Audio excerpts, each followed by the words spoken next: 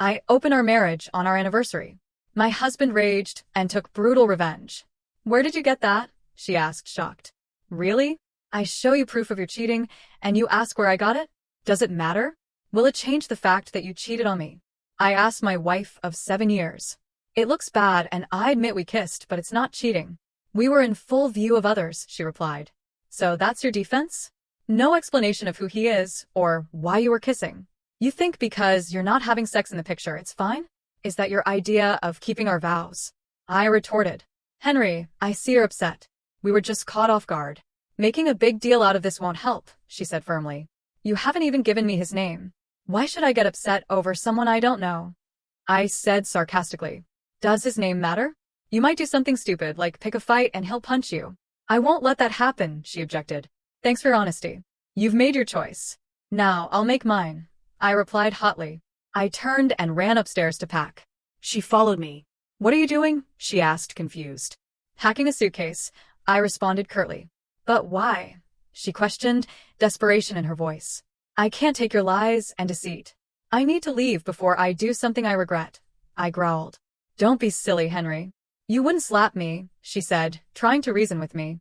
Until today, I thought you'd never cheat on me. I guess we don't know each other, I shot back. Cheating? Who said I cheated? Kissing him wasn't cheating, she argued. There you go, lying again. But I've never cheated on you, Henry. I didn't cheat on you with him or anyone else, she shouted, her voice rising.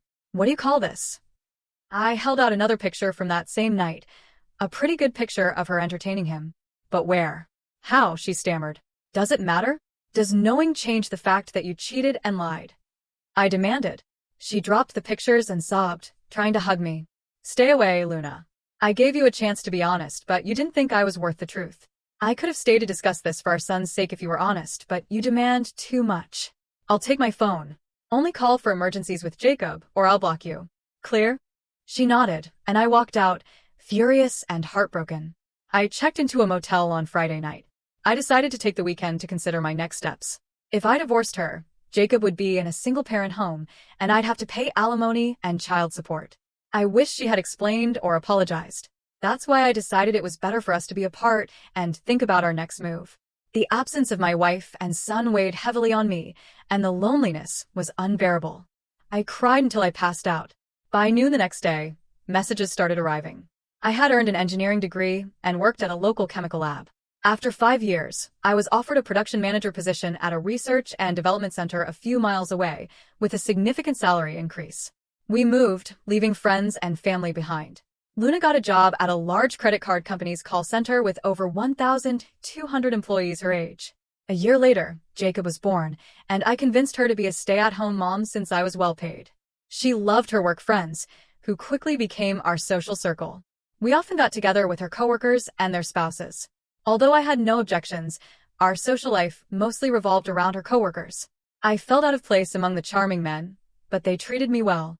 The messages were from our friends, whom Luna had informed about our problems in detail. They urged me to meet and resolve the situation. I was amazed at how she kept this from me, but shared it with them. I disliked others knowing the intimate details of my life. Luna didn't call or text, knowing I'd block her. Dania, Luna's best friend, seemed to instigate everything. She wanted me to meet the group at her house on Sunday. At 6 p.m., suspecting a trap, I suggested Angus Steakhouse instead, where I could leave freely. They reluctantly agreed. I had several reasons to agree to the meeting. To understand why Luna did what she did. To see whose side our friends were on. To learn if anyone was involved in her actions. As an account manager, I'm used to confrontations and staying calm. I wanted answers to make an informed decision. I parked my car nearby and walked to the restaurant, realizing the group had arrived early to strategize. This amused me. There was only one seat at the table next to Luna. She stood to greet me, but I stopped her before she could reach me. If you don't mind, I'd prefer to sit at the far end of the table, away from her. If not, I can sit at another table. Dania quickly responded before Luna could. Of course, Henry. Jared, please give Henry a seat at the end of the table. Your dinner is already paid for, Henry. Let's all go ahead and order. We were in a private dining area to avoid prying eyes. Everyone placed their orders quickly before Dania or anyone else could start talking. I handed out copies of the photo of Luna kissing the mystery man. You all seem very interested in Luna and me settling our differences. I was shocked she shared our personal matters before we had a chance to discuss them ourselves. This shows her continued disrespect for me and our marriage. Dania tried to speak, but I interrupted. Before any discussion begins, I want an answer. Look closely at this picture. Do you see that man? Luna refuses to give his name. I'm sure at least one of you knows who he is. If you want to help, I need information. If no one can be honest and provide the facts, then we have nothing more to discuss. There was complete silence. Even Dania hesitated to speak. No one claimed they didn't know the man or offered his name. I had my answer. Thank you for your time. I hope someone is hungry enough to eat my steak. I've lost my appetite. No one here seems interested in helping us repair our relationship. I apologize. I got up and left. Luna called out, begging me to come back, but no one else did. It was clear. Our friends were her friends, not mine. Luna, Dania, and the group were stunned. They had planned a reasonable discussion, but I blindsided them with my demand. They weren't prepared to handle it. I didn't mention it at the restaurant, but I was on my way out of the motel. I stopped at a fast food place to grab something to eat. When I got home, I talked to the babysitter Luna had hired earlier and thanked her. I quickly ate and moved my clothes and personal items into the spare bedroom. Over the weekend, I had bought locks with identical keys for the spare bedroom and hall bathroom doors to avoid any physical encounters with Luna. Once settled, I played with my 3-year-old son, bathed him, and put him to bed. Luna arrived home around 10:30 p.m. She seemed happy to see me back and found me in Jacob's room, watching him sleep with tears streaming down my face. I shushed her and waved her away. No need to disturb his innocent slumber. After closing the door, she tried to hug me, but I stopped her. I'm glad you're back. Let me make you something to eat. We need to talk, she said. I've already eaten, but thanks. So, where have you been? With your lover again? I hinted. No, I was at the steakhouse. They helped me find the right words to get us back on track. I have a lot to tell you, she explained. I'll talk if you give me your lover's name. If not, we have nothing to discuss. I can't. I just can't, she said sadly. I wish you'd show me, your husband, half the devotion you show your lover. I'll stay in the spare bedroom until further notice. Don't touch me. Who knows what diseases you might carry now. But I won't let this keep me from my son. If you're ready to talk, your first words will be your lover's name. If you're willing to sacrifice our marriage to protect him, so be it. Don't speak to me until you're ready to give up his name. She walked away sobbing. A week went by. Luna and I only spoke to Jacob, not to each other. On Monday night, I came home to a surprise. Everything seemed fine until I walked into the kitchen. A crowd of Luna's friends surrounded me, eager to see me again. They avoided saying anything that might annoy me, but it felt like they were walking on eggshells. The first thing I asked was, "Where's Jacob?" I don't want adult conversations around my son. I've dropped him off at the babysitter's. He's staying there tonight, Luna explained. I see, I said, surprised. There had been pre-planning I wasn't aware of. I didn't see your cars parked outside. We all parked a block away to surprise you, Henry. We couldn't risk you driving by after seeing our cars, Dania said. Well, you caught me off guard. Why are you all here? Has something changed that I should know about? I asked. Yes, honey, Luna began. Let's go to the living room and explain everything. I'm ready to answer your questions. Sure, but I need to use the bathroom first. I'll be right there. I went to the restroom, turned on the recording on my cell phone, and put it in my shirt pocket. Then I joined them in the living room and noticed 2 new faces. I immediately recognized Luna's lover sitting next to a younger woman. Luna began. Ryan, meet Elliot Franklin and his wife, Gail. They've been our friends for a long time. I know this may shock you, but you insisted on knowing who he was. We all decided this was the best way to tell you. If you try to attack him, the guys here will intervene. We don't want anyone to get hurt. So, you finally show me his face. It's a bit late to worry about me getting hurt, isn't it? I said sarcastically. You didn't care about hurting me, just keeping him safe. Don't worry, I won't touch him. I don't want any diseases he might have given Luna. Everyone groaned in disappointment. Dania jumped in. Henry, we understand your frustration. Can we speak calmly? We were trying to give you what you asked for. You wanted his name, and now you have it. We assumed you would also want to talk to him, and we've arranged that. Elliot doesn't need me to speak for him. He can speak for himself. We're just introducing you. Elliot stood up and held out his hand. We've gotten off to a bad start. I hope we can be friends, or at least polite. I'll treat you with respect and courtesy, and I hope you'll do the same. May I call you Henry? He asked. I kept my hands at my side. First, since we're just meeting, Mr. Franklin, you should call me Mr. Wilson. I can't imagine our relationship warrants familiarity. Second, you promise respect after showing blatant disrespect? I won't ignore your insolence and treat you politely in return. Fair enough, Mr. Wilson. My suggestion was for our conversation today, not past incidents. I'd like to discuss what happened between me and the woman you married. Please don't call her my wife. That title may be short-lived.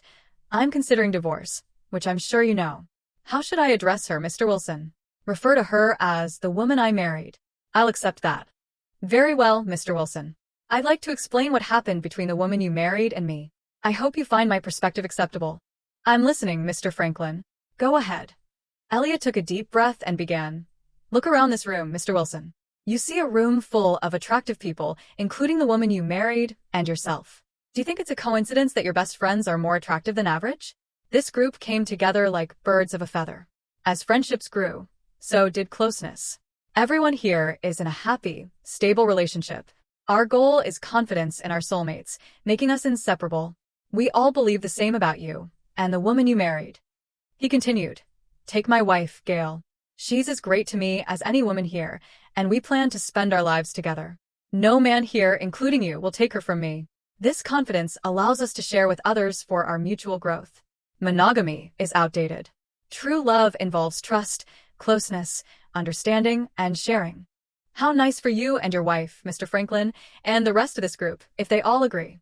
But that has nothing to do with me and the woman I married. Excuse me, Mr. Wilson, but don't you see the benefits of trust, understanding, and security in your relationship? You could both grow by opening up to this, he said, spreading his arms to include everyone. If what you say is true, Mr. Franklin, then you just called every woman here a strumpet, including the one I married. I'm appalled you changed her morals so easily. A gentleman never interferes in marital relations as you have. I see your flawed logic, Mr. Wilson. This isn't one-sided. You two are invited to embrace our concepts. You could be with any woman here if you desired. When you joined our group, it was inevitable you'd be invited to participate fully. If you hadn't reacted so harshly, she would have discussed the potential benefits with you. Instead, she panicked and retreated. I'm sure you'll see the benefits of what we suggest. We just need to find a way to make you comfortable. I see, I said, pretending to consider his words. Then I looked Luna in the eye and asked, is this true? You discussed this with them and agreed to test the waters with Mr. Franklin without telling me first. Luna nodded nervously. I heard how these experiences improved and strengthened marriages, and I wanted the same for us. My love for you hasn't changed. I only wanted to show you what I learned to convince you it would be good for us. She smiled, realizing it was our first real conversation since that night. So, you want me to believe that one session with him made you an experienced courtesan? It wasn't your first time, was it? She looked down, unable to meet my gaze. Mr. Franklin jumped in. Don't you see, Mr. Wilson? We helped her understand the benefits. You can participate too, and there are other advantages. So, you think you're some kind of Casanova? I asked.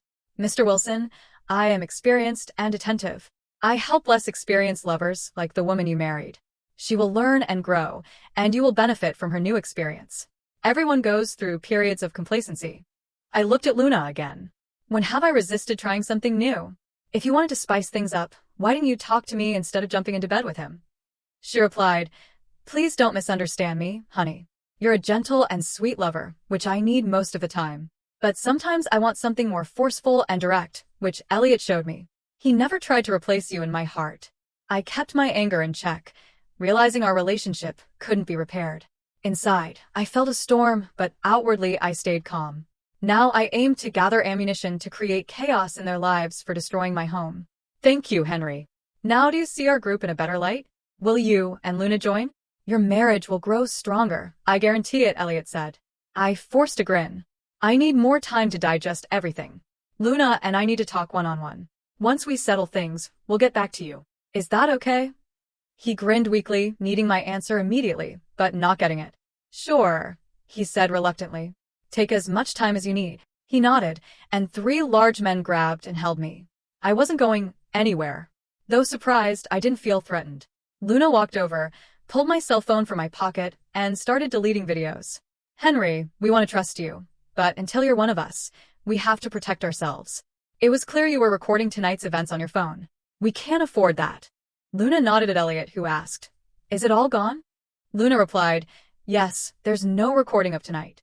She tucked my phone away, showing she was fully committed to their group.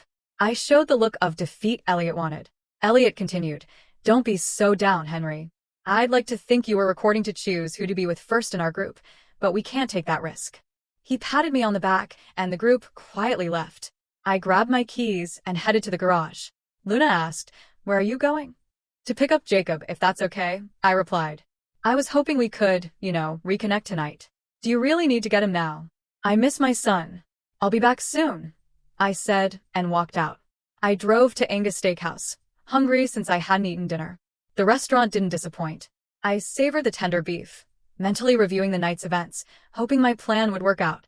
Mrs. Stevenson thanked me for the generous tip. I might need her help again soon. Jacob was thrilled to see me and couldn't stop laughing all the way home. I bathed and fed him before putting him to bed. Luna informed me she was cooking something light, but I told her I had already eaten and she should take care of herself. Offended, she brushed me off, not wanting to upset Jacob since we both had work tomorrow. I got ready for bed. Luna wanted to talk. "What's going on, Henry? You seemed interested in Elliot's offer, then you shut me out." "What happened?" she asked. "I'm glad you asked. Let me answer with some questions. Your answers might provide clarity," I replied. "Go ahead," she said. Just before they left, 3 men grabbed me in my own house. "You said nothing. Is that true?" "It wasn't like that," she objected. "Wasn't it?" 3 men grabbed me. "Yes or no, Luna? Did it happen?" "Yes," she said, but I interrupted. "Yes, it did. Did you protest? Were there any witnesses who were also silent? Yes or no, Luna?" "No," she answered reluctantly.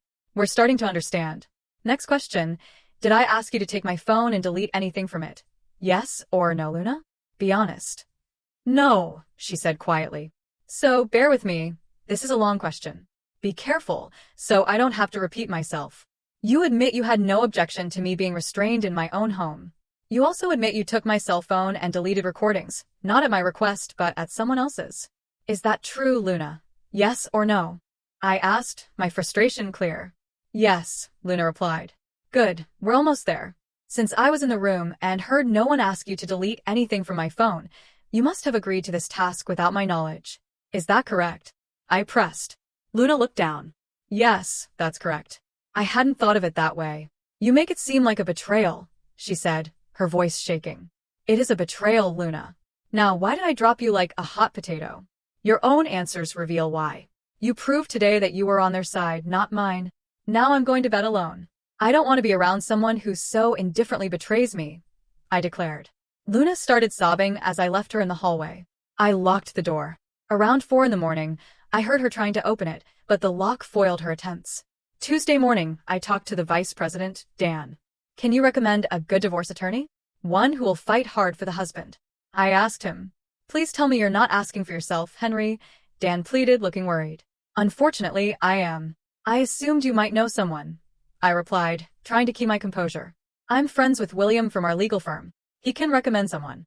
Let me call him and get back to you," Dan offered. "Thanks, Dan," I said, feeling a bit of relief. "And don't worry, Henry. This stays between us," Dan assured me. "You don't know how good that feels to hear."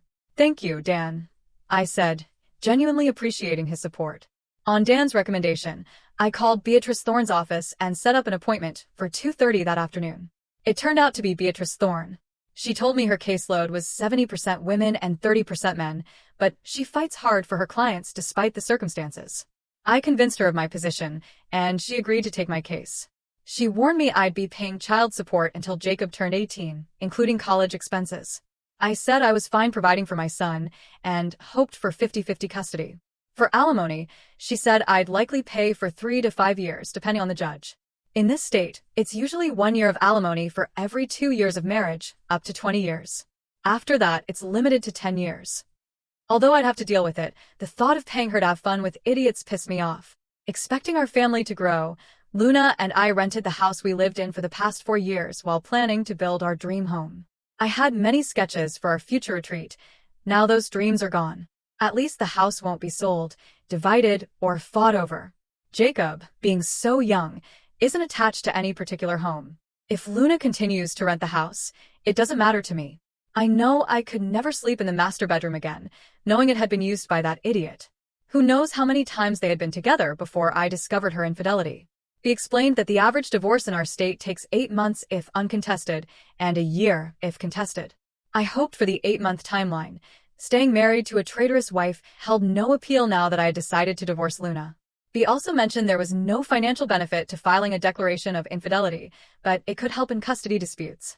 She said the paperwork could be ready by Thursday afternoon, and I asked her to serve Luna at work on Friday at 10 a.m. so her friends and colleagues could witness it after resolving the divorce issues and agreeing on a fee. I asked about living arrangements until the divorce was finalized. What questions do you have? Henry B., my attorney, asked. My main concern is time with my son. 8 months to a year is a long time for both of us. I don't want to be an absent father. Would it be illegal or inappropriate to continue living in the same house to maximize my time with him? I inquired. While not uncommon, it can be challenging, B replied. How so? Asked, curious. When she served on Friday, she'll be extremely unhappy if you're nearby. She might retaliate. Are you prepared for her anger? B explained. Absolutely, I can handle it, knowing we'll be legally separated. I responded confidently. She may not want a divorce. Often, cheating wives want both their husband and their affair. She might try to prevent it. Be warned, but it's a legal process, right? She can't stop it just because she wants to, I said, trying to understand the situation fully. True, but she could complicate things, B noted. How? I asked, concerned. If you become intimate before the divorce, the timeline resets to 0, and you'll wait another 8 months. The state will see it as a desire to end the divorce process, B explained. That won't be a problem for me, though. I can see Luna trying to lure me into bed to disrupt the process. I have an iron will. B. I won't give in, I said firmly. You don't have to be, insisted B. Luna could claim you had an affair, and unless you can prove otherwise, which is nearly impossible, the timeline resets. The judge will find it hard to believe you weren't intimate while living together. I've seen it before. Henry, I strongly advise against it. I countered. If she makes such a claim, would she need to provide specific details, like time and place? I could refute those. Yes, she'd need details, but it would still be her word against hers, and the judge might believe her, especially if she's tearfully persuasive, be cautioned. Leave it to me, I said, feeling somewhat reassured. I then discussed another legal issue that I would face after the divorce. Luna usually gets home half an hour before me, so I wasn't surprised to find her cooking. I avoided the kitchen and headed upstairs to shower using the hall bathroom, giving her fewer opportunities to trap me. I took a change of clothes with me, practicing living separately under the same roof. When I came out of the bathroom, she was waiting in the hallway. Dinner will be ready soon. Jacob's in his high chair. You smell nice, she said. I'll be right down, I replied, unlocking my spare bedroom door. The tension was palpable, but she didn't say anything sarcastic. As we ate, she began. I'd like to explain about the cell phone last night. Go ahead, I said calmly. Elliot knew you were recording and said it wasn't fair to expose everyone to that risk. They couldn't leave until the threat was neutralized. He suggested I delete the records myself in your presence. I see. And why did they trust you to do that to your husband? I asked. Because I gave them my word, Luna said. I don't understand, I replied. Understand what? She asked, sounding confused. Didn't you promise to be faithful to me on our wedding day? I challenged. Silence followed my remarks, and I was glad for it. Darlings, I don't want you to think I'm on their side. That's not true, Luna insisted. It isn't? What if those men had grabbed you in our house? Do you think I would have stood by silently? I challenged. What choice did you have, Henry? They could have taken you easily, she reasoned. That's true, but that wouldn't have stopped me. I would have fought for you, because I would have been on your side, not theirs, I said. Last night, you acted like one of them, I pointed out. I'm sorry you don't understand, Henry. I explained about the cell phone. I don't know else to say, she said, looking frustrated. There's nothing more to say, is there? I joked. You're right. How did you find those pictures, Henry? I'd like to know, she asked, her curiosity piqued. I'm sure you would. Maybe one of your friends isn't as loyal to your cause, I teased. What if a coworker sent those pictures to me? How would you feel? I asked. Who? Please tell me who? A man or a woman? She asked urgently. I can't tell you, Luna, I said. Why not? She asked, exasperated. I gave my word, I said with a grin. She realized she wasn't getting anywhere and decided to change the topic. Did you enjoy watching? She asked, trying a different angle. No. I just saw a bunch of animals, I replied bluntly. That's right, Henry. It doesn't have to be emotional. It's supposed to strengthen our marriage, she argued. How's that going? I retorted. Our marriage is hanging by a thread, I said. I already feel closer to you, she added sarcastically. Don't be like that, she said. You don't understand, Luna continued. Has our life become so boring and devoid of fantasy that you think we can't survive as a couple without involving others? I asked, my voice filled with disbelief. I didn't say that. It's not about survival. Don't you want to do more than just survive? Shouldn't we take chances to strengthen our marriage? What's the damage in that? She asked, her voice full of frustration. The damage is the destruction of the trust we once had. Your experiments are tearing our marriage apart. Maybe your friends don't value fidelity, but I do. I don't trust you anymore, Luna. You've shown you're capable of doing whatever you want behind my back, I said. If it's so important, why didn't you talk to me before jumping into bed with another man? I responded, my voice rising. I knew you'd react like this. I thought if I participated and saw the benefits, I could bring what I learned to you. When you see the improvements, you'd understand the value, she explained, trying to justify her actions. So you and Elliot see yourselves as enlightened thinking people, like me, need to be spoon-fed your superior knowledge? How elitist of you. I didn't realize how lucky I was, I said, sarcasm dripping from my words. She noticed. Let me show you what I've learned. I adopted techniques from Elliot and watched Gail closely last night.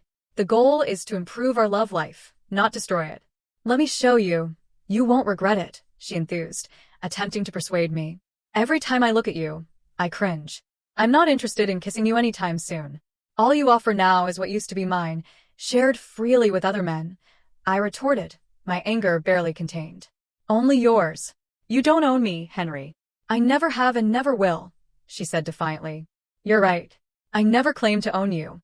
I thought you were mine because you said you gave yourself to me. Now you've taken that back and given it to another man. You've broken something in me, Luna, and I'm not sure it can be fixed, I said, my voice filled with sorrow and finality. She started sobbing again. That was the last conversation we had until Friday. I spent all my free time with Jacob. I changed his diaper and didn't ask for her help. It was almost a game of who bathed him the most. Jacob enjoyed the attention and so did I.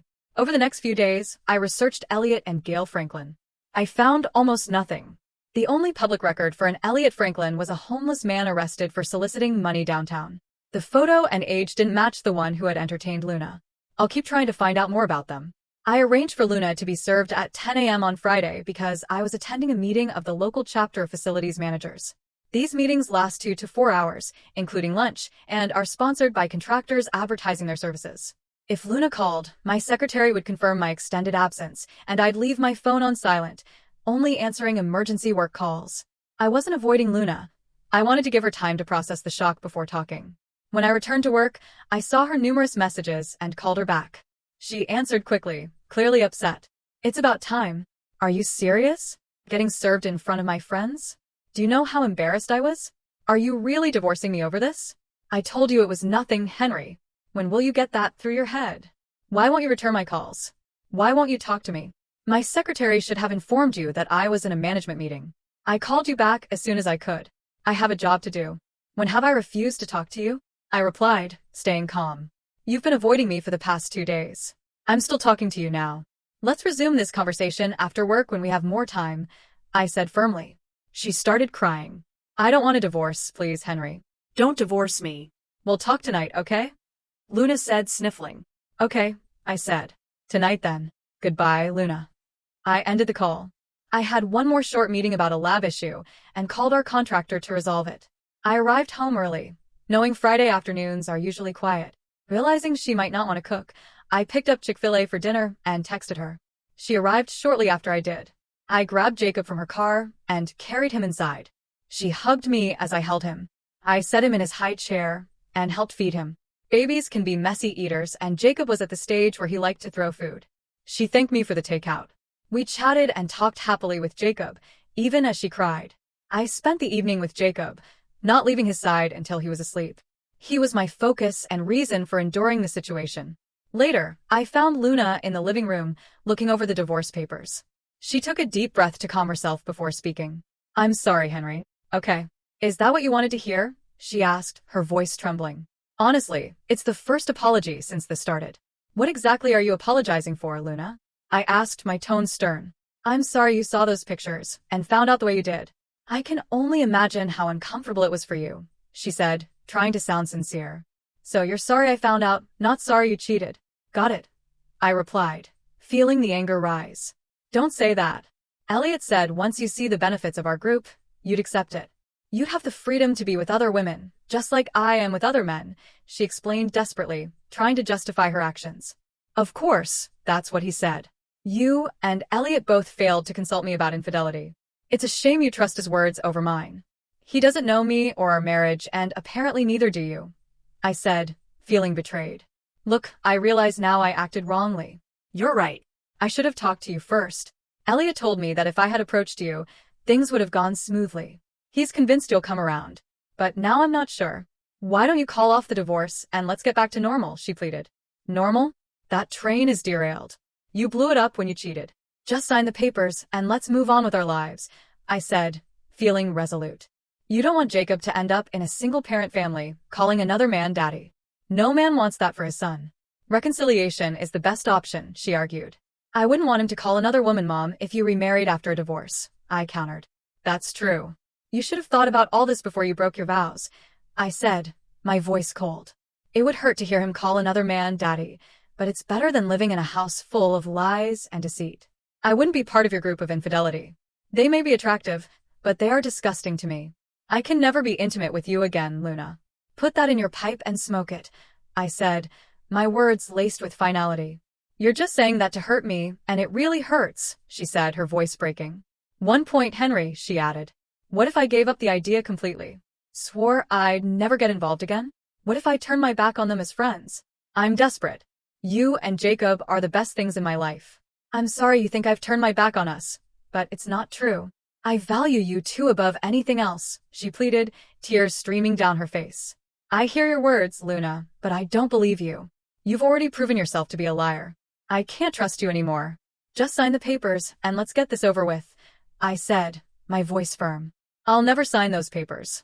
I don't want a divorce, and I will fight you every step of the way, no matter how long it takes. I may have lost you now, Henry, but I want you back. I'll crawl to you on my hands and knees until you take me back, she vowed, her determination evident. Too bad you didn't have enough faith in us to stay true to your vows. Once a cheater, always a cheater. That's how I'll always see you, I quipped. She started sobbing, realizing the difficulty ahead. What now? She asked. I hope you don't expect me to leave. I am staying here with Jacob. We have nowhere else to go, she mumbled. You're right. Jacob is my whole world now. I don't want to be away from him. That's why I'll stay here during the divorce. I won't get in your way. I don't need you to do my laundry, cook, or clean. You take care of your needs, I'll take care of mine, and we'll both take care of Jacob. Just don't touch me. You're disgusting to me now. We will coexist until the divorce is final, but there will be no reconciliation, I stated firmly. Her hope turned to dejection. I heard you, Henry, but divorce is a long road, and a lot can happen. I'm going to get you back, honey, I swear I will, she declared. As long as you keep hanging out with your friends, you won't have a chance. I won't socialize with them again. If you ever bring one of your lovers here, you and he will regret it. Is that clear? I warned. Of course, sweetheart. I'll turn my back on them, if that's what it takes. Do you want me to quit my job and be a full-time mom? She asked, trying to find a way to mend things. No, it's too late for that.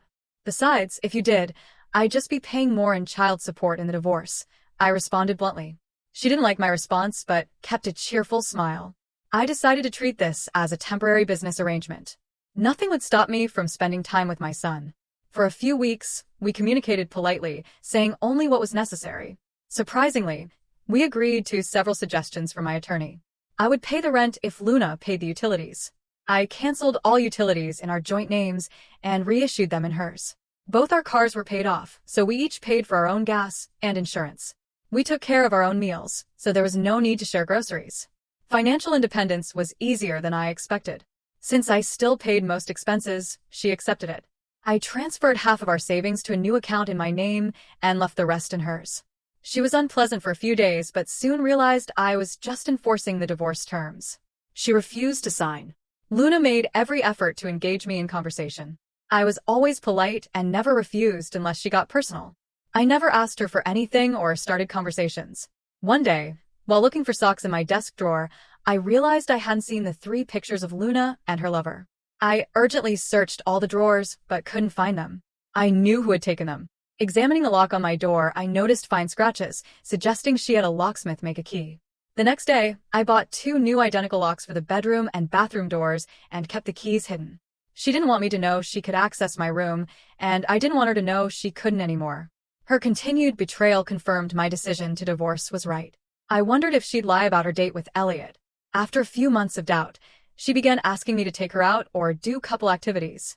I always declined politely. She was getting nervous, missing her friends, but remembered her promise not to socialize with them. Then I started getting calls and messages from them inviting me out or offering to stay away. I blocked each number without responding. In mid-December, she informed me she was having dinner with her friend Dania on Saturdays if I didn't mind watching Jacob. I agreed, as long as she didn't bring anyone into the house. I joined my employer's bowling league on those Saturday nights, enjoying myself and the attention Jacob got from the ladies. It was much better than sitting at home wondering about Luna. One day, I got home later than Luna, and she asked where I had been with Jacob. I told her the truth. She asked to come along next time, and I told her honestly that I only left the house when she did. This upset her, but pleasing Luna was no longer my concern. She often asked how we could be a loving couple again if I never gave her a chance. She never signed the divorce papers, which were supposed to take a year. 6 months later, my attorney, B. Thorne, informed me that Luna's lawyer had successfully argued for 10 mandatory marriage counseling sessions, 2 a week. I had to attend and answer every question the counselor asked. Asked if I could repeat the same short sentence for every question. B said, as long as it was relevant to our marriage, it was fine. I thanked her and hung up. Luna's lawyer assured the counselor favored the wife and vilified the husband. I didn't care what the therapist thought, as long as I followed the law.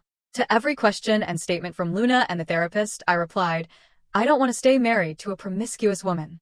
Soon, they were both frustrated and angry. Despite the verbal abuse from both women, I remained calm and polite. After the 5th session, the therapist canceled the remaining sessions, calling them unproductive. The following months passed without change. I spent every spare minute with Jacob, strengthening our bond. 4 days before the divorce hearing, Luna moved out with Jacob, and I was served with a restraining order. B contacted me with bad news. B, you know me better than that. Not one word is true, I said, trying to keep my composure. Okay, I needed to hear it from you. I will fight for you, but it will be hard without evidence. Has she provided all the information needed to investigate her allegations? B asked, her tone serious.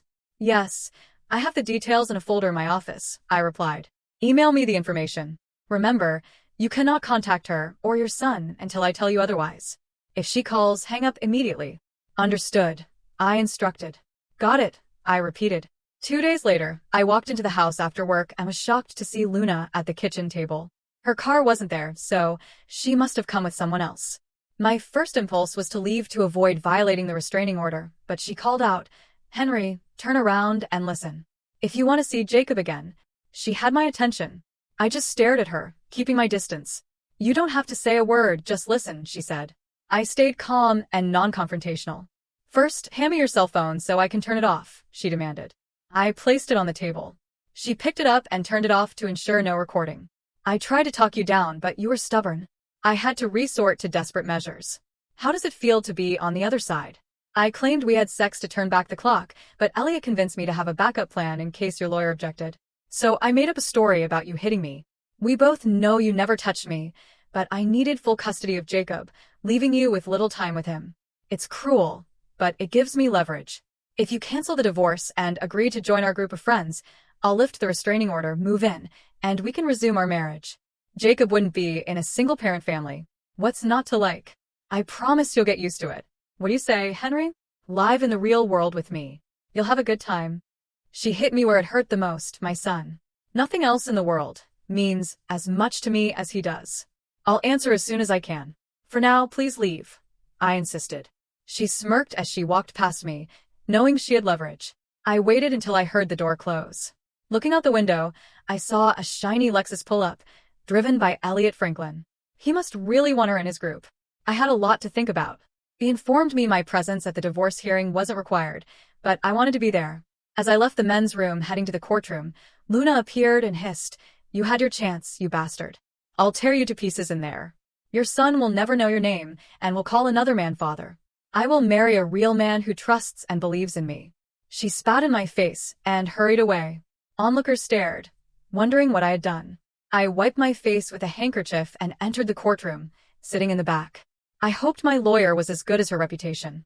While waiting, I listened to other divorce cases and noticed those representing themselves were at a disadvantage. Our case wasn't heard until 1 p.m., making for a long day. Luna testified first, detailing the alleged assaults with dates, times, and locations. She sought custody, child support, alimony, and maybe even jail time for me. Despite her tearful testimony, my attorney, B, remained calm, drawing flowers in the margins of her notes. Luna's lawyer painted me as a violent and unsuitable parent, claiming Luna had tried to reconcile and that my jealousy destroyed our marriage. After Luna's lawyer finished, B began her questioning. "I want to confirm that you're certain of the dates, times, and locations of the alleged attacks. Could you be mistaken, Mrs. Wilson?" B asked. No, ma'am. "My attorney told me to document everything, and I wrote it all on a calendar," Luna responded confidently. "So you swear under oath that your allegations are accurate and true?" B pressed. "Yes, ma'am. The truth must be told," Luna responded tearfully. "No further questions, Your Honor," B said. "You may step down, Mrs. Wilson." Thank you. Judge Cor Feldman advised Luna. She and her attorney seemed stunned that B didn't question her more thoroughly. Luna's smirk said it all. She thought she had won. She was ready to turn my son against me. And the thought made me shudder. "Your Honor, I would like to call Mr. James McMahon to the stand to testify," B requested. The judge nodded, and a plain man took the seat. Luna and her lawyer conferred, looking puzzled. "Please state your full name for the record," B asked. "James Winford McMahon." "Thank you, Mr. McMahon. May I call you James?" B inquired. "Jim, please," he responded. Thank you, Jim. "Can you tell the court where you work and the nature of your business?" B asked. "I own and operate McMahon Investigative and Security Services," Jim explained. "Jim, how did you meet my client, Mr. Wilson?" B continued. "He approached me about 14 months ago, concerned about his wife, Mrs. Luna Wilson. He suspected infidelity, but had no proof. We offer private investigative services to confirm such suspicions, and he used our services," Jim answered. "What did you discover during your surveillance of Mrs. Wilson?" B asked. "We gathered evidence of her infidelity and provided him with 3 photographs of her in bed with another man," Jim stated. "Were those the only existing copies of her dating?" B asked. No, ma'am. "We store all photos and videos in secure cloud storage and maintain the originals. Mr. Wilson only received copies," Jim clarified. "And do you have other copies of these images?" B asked. "Yes, right here they are, copies of the uncorrupted originals," Jim confirmed. "Thank you, Jim. Your Honor, we would like to admit these 3 photographs into evidence," B requested. The judge accepted the photos, reviewed them, and handed them to the Bay for processing. "Thank you, Your Honor." "Jim, was that the end of your association with Mr. Wilson?" B asked. No, ma'am. He was concerned the affair might be ongoing and asked for guidance. "I recommended installing hidden surveillance cameras and microphones throughout the house to monitor and record phone calls, secret meetings, and graphic images," Jim explained.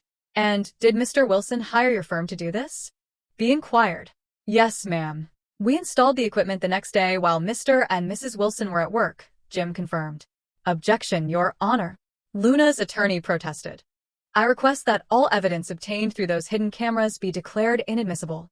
Mr. Wilson could have easily altered those recordings to smear my client." Judge Cor Feldman looked at B before responding. "Before I rule on your objection, I'd like to find out if there are grounds for it." Attorney Thorne. "Thank you, Your Honor," B replied. "Jim, can you explain the nature and type of surveillance system installed in Mr. Wilson's home?" B asked. "All cameras transmit data wirelessly to a laptop hidden under the house, which is connected to a wired Ethernet hub," Jim explained. "The data is streamed to our secure cloud servers. Mr. Wilson does not have access to the raw records. The laptop only stores the web address to which the content is sent. The only way to access these files is to contact my firm. We ensure the chain of evidence is constantly monitored. Mr. Wilson's only involvement is the monthly replacement of the camera batteries." Judge Feldman smiled at Jim and nodded. "I've seen you in my courtroom before, Mr. McMahon. Your firm has an excellent reputation. The objection is overruled. Thank you, Your Honor, B responded, turning back to Jim.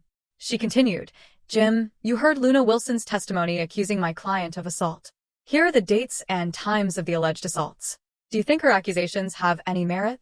No, ma'am, they don't, Jim replied confidently. What makes you so sure? B asked. When we reviewed the recordings from those dates, there were no incidents of violence. Mr. Wilson was happily playing with his son, and Luna Wilson was alone in another room. The house was peaceful at the times of the alleged assaults, Jim explained. Luna and her attorney avoided contact, focusing on the floor. Jim, can you provide additional information regarding her allegations? B prompted. Yes, I have a transcript of a phone call Luna made the day before she moved, Jim stated. She talked about hating to see her husband treated this way and mentioned someone else punching her up so she could blame him. She planned to use this as leverage against him. Objection, Your Honor. That's hearsay. Luna's attorney interjected. I can provide the original tapes. The transcript is an accurate reflection of her words, Jim offered. Luna's lawyer did not object further. Thank you, Jim. No further questions, Your Honor, B said and sat down. Judge Feldman then addressed Luna's attorney. Would you like to question this witness? Defeated, Luna's attorney replied, No questions, Your Honor. Thank you, Mr. McMahon. You may leave the room, Judge Feldman said. Thank you, Jim responded and then left the courtroom. After Jim took his seat, the judge continued. It's clear that an innocent man is being falsely accused to sway the court for full custody. Mrs. Wilson has perjured herself, a third-degree felony punishable by up to 36 months in prison. This transcript will be forwarded to the district attorney for possible prosecution. I grant full custody of Jacob Wilson to his father, Henry Wilson. Luna Wilson will have visitation rights at Mr. Wilson's discretion. Mr. Wilson, please be generous with visitation, as your child needs his mother. I nodded in agreement. As for alimony, I award $11,000 per month to Luna Wilson for 42 months. Each of you will keep your automobiles. The checking and savings accounts will be divided equally based on the balances as of the divorce petition filing date. Each party will retain their retirement accounts. Since Mr. Wilson has primary custody, the court will not award child support. Mr. Wilson, do you wish to stay in your current residence or move? Judge Feldman asked. I stood up. Your Honor, I don't want to live there any longer than necessary. Luna can keep renting the house. I'm moving out. Very well, Mr. Wilson. The lease will be left to Mrs. Wilson, Judge Feldman confirmed. Luna staggered to her feet. You have 8 hours to return the child to Mr. Wilson. If you refuse, you'll be held in contempt of court. Understood, Luna said tearfully. Good. All restraining orders are lifted, and I grant the petition for divorce in Wilson v. Wilson. You will both receive divorce decrees within 30 days. Luna cried, realizing she had lost her family. She turned to comply with the judge's order. Henry, I'll bring Jacob to your place tonight after dinner. I'd like to be with him for a few more hours, Luna said, turning to me. That's not necessary, Luna. I've already found a new apartment and we'll move there as soon as I leave here. I handed her a piece of paper. Here's the address. Bring Jacob tomorrow at noon. I'll be settled in by then. She nodded sadly. I'm sorry this isn't the outcome I wanted. Well, now you can have the interesting love life you wanted without me. Good luck with your next open marriage, I said sarcastically. She didn't respond. Henry, thank you, she said. For what? I asked, surprised. For not going after Elliot and Gail Franklin. They are wonderful people. Too bad you'll never know them like I did, she said. No problem. I have no interest in Elliot or Gail Franklin, but I am interested in your company. I found out they have a strict non-fraternization policy. Tomorrow, I'll be suing your company, claiming violations of their policy destroyed my marriage and almost cost me my son. Ronald Hensley will be named as the main culprit. Apparently, he slept with a dozen female employees. He's your manager, right? Luna looked shocked. As it turns out, Ronald has a wife, Lydia, and 2 children. I don't know if she knows about his antics, but I'll make sure she does, including his relationship with Rita Consuela, or, as you know her, Gail. But why? His wife and children don't deserve this, she pleaded. Neither did Jacob, I replied coldly. Why? He destroyed my marriage. Why shouldn't I destroy his? He almost took my son from me. Why shouldn't his children know the truth? Even now, you defend him. If you stick around, Luna, you might get your dream man. He could be divorced within a year. The downside is he might also be unemployed, just like your call center girlfriends. Their silence about Ronald's behavior also violates company policy. You want us all fired? How am I going to support myself now? She objected. Oh, don't worry. Your job is safe.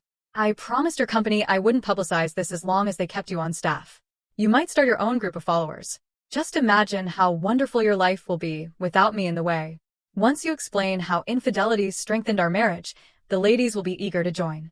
You might have trouble hiring another manager, but maybe one of the husbands will step up. Imagine all the exciting possibilities, I said. But why are you protecting my job and firing everyone else? She asked.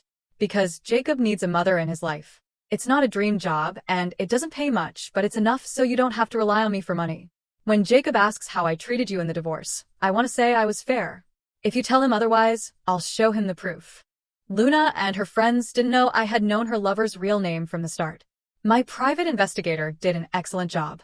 An engineer always approaches a problem with knowledge. If we don't have the answer, we find someone who does. My lawyer, sued Luna's call center for $1.5 million and settled for a tidy sum. She kept $250,000, and the rest went to me. I wrote Luna a check for $42,000, paying my child support obligations in full, with plenty left over to build my dream home. Word spread quickly at work, and many single ladies saw me as a potential catch. But after this roller coaster, I'm going to focus on Jacob for a while before dating again. Free at last.